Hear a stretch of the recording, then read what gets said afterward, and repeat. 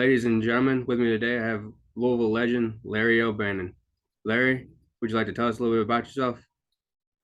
I appreciate you for having me on, man. Yep, as you say, my name is Larry O'Bannon. Played for the University of Louisville from 2001 to 2005. Played professionally all around the world for 15 years. Retired in 2020. Got my degree in accounting, man. So now I'm just sitting back, relaxing, and enjoying family, man, and happy that you have me on your podcast. I appreciate that. I appreciate that. I gotta ask you, man. I gotta tell you too. You're one of my favorite all-time players, and you played on that team that went to the Final Four. And I was a kid growing up, and like, you was one of my heroes. I appreciate it, man. One Means, or means three a lot, man. O'Bannon. So, what was it like playing for the hometown school? It was great, man. Everybody knows you. You get to represent the university that you saw so many of your idols play for, and put on that uniform. And you get a chance to watch them, twice a week. Your entire life during the basketball season, see some of your favorite players. And so to be able to put on that uniform and play in front of the home crowd, it was great, man. There was some pressure with it, but it was great. Yeah, for sure. Okay, so growing up, you went to hometown college, hometown high school, and everything. So you played around the same kids. When did you start to notice separation, your skills versus the other kids that you were growing up with? Uh, Man, I was always bigger than everybody else. I kind of grew fast early. So I was always a little bigger, stronger, faster than everybody. I played all sports. A lot of my friends that I have now, I met through playing sports. But I'd probably say somewhere around middle school is when I knew I kind of, had a little bit more talent than everybody else locally. You had some other guys that were really good as well, but most of the people I was able to out talent. I realized that during middle school. Okay, all right, yeah, understand for sure. So growing up, middle school is kind of where you know separation. What would you give advice to kids who are looking to improve at that age, who aren't Larry O'Bannon's trying to catch him? I would say work, man. Everybody now, back when I was coming up, everybody played in the park. That was how you got better. You played against the older guys in the park around the neighborhood. Now everybody has a trainer. Everybody's working. And so just to be working and to put in the work and to be confident. Confidence is 75% of the game. If you're confident in yourself, no matter what, that'll carry you a long way. And the only way you really build confidence is getting in the gym. Yes, absolutely. Absolutely. Now, I gotta tell you, I have seen you scorch nets in Freedom Hall. I'm talking scorch them. And I know some of your better games, but what's one that sticks out to you? Uh, One of the games that stuck out to me probably was obviously everybody knows senior night. Senior night was a big night Yeah. for me. Um, but I'm probably going to say, probably going to say Marquette game, man. Um, Marquette was sort of like this underlying rivalry. Everybody, obviously Louisville, Kentucky is the big rivalry, but Louisville Marquette sort of started this, underlying Conference USA rivalry, man. It started with Reese Gaines and Dwayne Wade and Tom Crean and Rick Pitino. And we just kind of had this bitter taste toward them, man. So when we played them one time, I think my senior year, and Drew Diener. I mean, think that's the point guard, Diener. I think not Drew Diener. Is it Drew Diener? It was a So deal. it's a few Diener. It's a few Dieners, man. But the point guard, really good player, Diener, didn't play, and so man, we came in, we stuck it to him, and I think I had like 30 points or whatnot, but. It didn't make no difference whether he played or not. We just wanted to stick it to him because, man, they were just kind of like had this undertone arrogance about him and just the Yeah. rivalry. And to be able to stick it to him in Freedom Hall, man, that was pretty sweet. Yeah, for sure. I was never a big fan of their coach. I couldn't stand that guy. Man. Yeah, We sat right next to the bench. We were visitor bench behind the basket, and I couldn't stand their coach. I hated that guy. So yeah, he has a way about himself. yeah, for sure. All right. So We talked about skills, we talked about best game you've ever had. What's the toughest atmosphere you've ever played in as far as is it it's definitely got to be in America, but is it college basketball, Marquette, Final Four? Where are we talking? When you say most hostile, man, I'd say Kentucky, man. Kentucky was pretty bad. Uh, it's probably the loudest because Kentucky's arena is built down in the ground, so everybody's on Yeah, top of you, and so it sounds twice as loud as what it is. Um, Cincinnati's pretty fun. Gets pretty rowdy and pretty hectic up in Cincinnati. Final Four was amazing, man. Playing in front of 80,000 people. You got 20, 25,000 fans from four different schools, and you playing in front of everybody, man. So that was pretty sweet. Playing in the football dome, too. So nothing like that, man. But I'd probably say Kentucky's probably the most hostile environment. yeah. You're gonna give it to Lexington. That's all right. That's okay. Hey, I mean, gotta love them and hate them at the same time. That's all right. Right. So, if you're gonna say the best atmosphere, though, you would say the Final Four, just from a standpoint of popularity and people cheering for you, just patting you on. It depends. Can I include Freedom Hall or not? I mean, hey, yeah, absolutely. You're gonna put Man, me in it. nothing like playing in Freedom Hall, All man. right. Uh, Nothing like it, Thank man. you. I You know, appreciate that. I like the Yum. The Yum is nice, man, and it's more modern and more prestige, and next level. But like that tradition, the vibrating floors, just the history and the legacy of Freedom Hall, man. Yeah. Nothing like playing in there, man. Do you remember the Nothing. guy that used to do the handstands up there on the bar? I do, man. I do. Rest Yeah. in peace. Just passed away recently, but Yeah, I yeah, I know. do, man. Every game you can count on him doing a handstand up there. Yeah, yeah, for sure. I mean, I was gonna ask you what playing in Freedom Hall is like, but man, I feel like I was kind of a part of it. I was only 2 seats away from the floor, and there was a couple times I thought we were actually gonna get to rush the court, and it never happened. But man, I was ready every time. Yeah, man, it was special, man. It was special just from Sean Moss of the PA to just running down the tunnel, man, and just knowing that so many legends and so many special games have taken place in that gym. To be a part of that, man, it's pretty special. Absolutely. Okay, so you grew up in Louisville, you played in Louisville, you played high school in Louisville. So a person like you is probably ate at some hole in the wall places and Ruth's Chris. Where is Larry O'Bannon's go-to spot after a game, before a game, whatever it is? Where are you going to take somebody if they've never been here that you're going to say this is the best place in Louisville? See. It depends on what I'm looking for. If I'm wanting chicken wings, I'm going to Chicken King. I'm going to Chicken King. Give me some chicken wings. If I just want a nice atmosphere or a nice steak, I'm going to Stony River. Stony River's my kind of go-to for a nice steak. If I want a really nice meal. Yeah.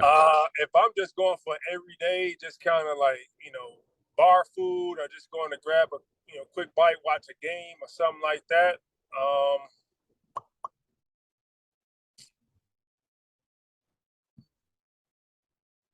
Where am I going? What's kind of a go-to for me? Maybe it could be a few places, man, but I would probably say Melt 502. Melt No, 502 is pretty. 502. Okay. Yeah, Melt 502 is a pretty nice spot, man. I go relax, just grab some food.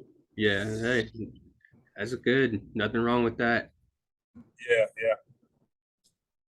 I wasn't expecting that, but I was thinking like rumors. That's Yeah, man. Some good friends of mine, man. They do an excellent job. They had to plug those guys. They do a yeah. great job. They do a great job. So growing up, who was your athlete that you looked up to as a child? Everybody wants to be like Michael Jordan. I had VHS tapes. I love Michael Jordan. I wasn't 6'6", though. I was athletic, but wasn't quite as athletic as Mike. But probably the person I patterned my game after most was Ray Allen. I love Ray Yeah. Allen. That's the reason I wore. That's the reason I wore 34. And he's probably one person that I just kind of want to simulate because sort of similar in size. Felt like my game I could pattern after his, and that's probably the one person I wanted to play like was Ray Allen. Yeah. I mean, I'll tell you what, you can burn some nets, man. I've seen it. I put money on you on a lot of people. I promise. I I've seen it. I've seen it live and in person. appreciate it, man. I All appreciate right. it. So, playing pro ball, you said you retired now, but what was it like playing pro ball, but not at the level of everybody watching on TV NBA pro ball? Um, Man, not making the NBA was tough. Obviously it was a lifelong dream, but to be able to play around the world, man, it was really truly a blessing, man, because a lot of the experiences and moments that I got, man, you can't put a price on it. Being able to see a lot of the things that you were taught in school, Arc de Triomphe, the Eiffel Tower, being able to go to Jerusalem, being able to see where uh, Jesus was hung on a cross, being able to go to Bethlehem, see where Nazareth, and be able to see where Jesus was born. Man, so many different experiences. Be able to go see the Red Square in Russia, be able to go to Vatican City, be able to go free. So many different experiences, man, that I got a chance to experience that I probably wouldn't have if I played in the NBA. And so, man, it was great, man. It was great. It Yeah. was great for my family. I was able to see things. My family was able to travel and see things. So, man, it was a wonderful experience. On top of that, it's a lot of great competition. A lot of guys that have the potential to play in the NBA, man. But just like I said, the NBA, you only have a certain amount of spaces. So, Yeah, but absolutely. it's a lot of guys that are really, really good around the world. Yeah, for sure. Okay. Now, kind of shifting gears here. I've read books about Rick Pitino. What was he like Mm-hmm. off the court? Because I've read so much about how he motivated individual players. What was he like outside of practice? Great, man. Great. Treated us like professionals, man. Man, if there was anything we needed, he would help us out if he could. We ate the best restaurants, we stayed at the best hotels. He was straightforward, straight shooter. Didn't hide anything, man. Say it like it is. One thing about him, he always, he was public, but he would let you know, you know, the uncut version behind closed Yeah. doors. About it. Never about embarrassing you. He was always, you know, tell you the truth behind the closed doors. And like I said, just a good guy, man. Fun guy. Yeah. Likes to enjoy himself. I'll take it. Yeah. Okay. So, you said you retired, but come on, you can't tell me you're not going to go to George Rogers Park and school some kids here and there. You still play ball a little bit, don't you? You know what? I was coaching in high school, and I had to, show some of my high school kids. I've been retired 2 years, and so I get out there and play with my high school kids a little bit if I'm trying to prove a point or they I'm don't trying to prove a understand something. point. I have to get out there and show them. Yeah, sometimes I jump in the drill with them, and they don't think I can dunk, and then I get out there and do a few dunks, and they're like, "You can still dunk?" I'm like, "Yeah, still dunk. Ain't been that long since I haven't played." And so, I get out there and mess around with them from time to time, but I don't really play, man. I gave basketball everything I had, man, for 36, 37 years, man. I really don't have a desire to just play, honestly. I like going in the gym from time to time and helping others, but as far as like that desire and that urge to play, I don't really have it anymore. Okay. I like being around the game, but I don't have to play, honestly. Go in Hey. there, shoot a few jumpers, and Mm-hmm. then I'm walk out. Yeah, I understand completely. I understand completely. So, is there anything you'd like to tell us that you're doing? Anything you'd like to plug while you're here with us today? Uh, Obviously, I have my own podcast, the Players Perspective Uncensored podcast. We're about ready to get it jumping. Had to take a little hiatus, man. Had a newborn. I'm in graduate school, working at the same time, so had a lot on my plate. So I had to take a little hiatus, but about ready to get that going. Check that out on all podcast platforms on YouTube. Um, that's about it, man. Yeah, That's about it. congratulations. Congratulations for sure. Yeah, absolutely. Any GA in the future for Larry O'Bannon? Probably not, man. Probably not. If I was younger, right, if I hadn't played professionally for so long, I might. But I got two boys, a wife. Yeah. Game's probably a little out of my realm now. Yeah. All right. All right. So I wanted to ask you this, and I really believe it deserves a fair and honest speaking moment from you. Tell us Okay. about the 502 NIL Collective and Uh, what all that entails. the 502 Collective is it's basically a fundraiser apart from the university. It's to help the university, but it's not a part of the university. And so what it is to help, student athletes that are already enrolled at the university to help them get recognition and revenue from their name, image, and likeness. So it's kind of like a platform that allows them to register and put themselves out there and let them know that they're open to name, image, and likeness deals. So, companies or businesses in the community want to do, some type of commercial or signing or appearances, things like that. They can go to the 502 Circle Group and they can, research athletes from the University of Louisville that have signed up and registered and can, negotiate deals or work out deals with them. So it's kind of like a middleman to help, these student athletes be able to make some money, really. That is absolutely fantastic, you know. So Mm-hmm. I thank you so much, ladies and gentlemen. That's going to be Larry O'Bannon, and thank you for coming on. Come back anytime, man. You know your No problem, no problem. Again, man, my apologies. Thursday, I was traveling, man, and man, just lost track of time, man. I completely apologize for that. I didn't mean to stand you up, so I just want to apologize to you in person for that again. Hey, I definitely, definitely, man of my word, man. So I hated that I missed that, but I had so much going on trying to rip and run, man. And I just lost track of time, man. So, no, you are and absolutely fine. I appreciate you coming on. Appreciate it. And everybody go check out Larry O'Bannon's podcast too. So he got one too. All right. I appreciate it, man. Bye bye.